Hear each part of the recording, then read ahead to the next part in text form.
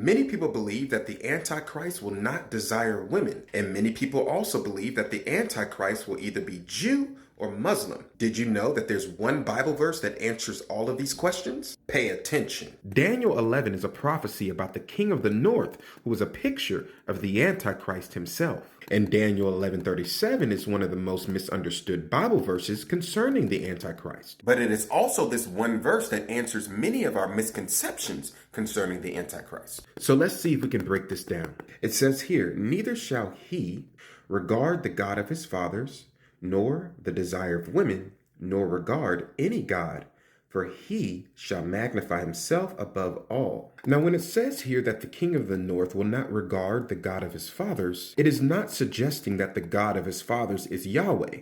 And this is why there's a 1 next to it. There's a 1 next to it because this verse is actually translated the gods of his fathers, or the gods of his ancestors. And this suggests that the Antichrist is a Gentile leader whose ancestors worship pagan gods. Now it says here that the Antichrist will not regard 3 things. It says here that the Antichrist will not regard the God of his fathers, or the God that his ancestors worship, the desire of women, or any God, which is anything worshipped as God. And the reason why is because he will magnify himself above all. So the context here regarding the Antichrist is not regarding his sexual orientation, but the issue is a pride issue because he will magnify himself above all. He will not regard the God of his fathers, he will not regard the desire of women, and he will not regard any God, because he shall magnify himself above all. Now that we understand that the context surrounding this passage is regarding the pride of the Antichrist, I want to shift our attention to the word regard.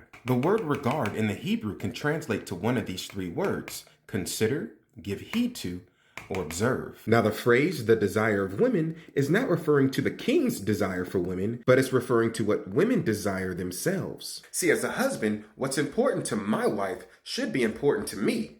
But the Antichrist, he doesn't care about what's important to women. He will not consider, he will not give heed to, neither will he observe what women want. And it is the same with God or anything worshipped. Now I want to shift your attention to another Antichrist misconception.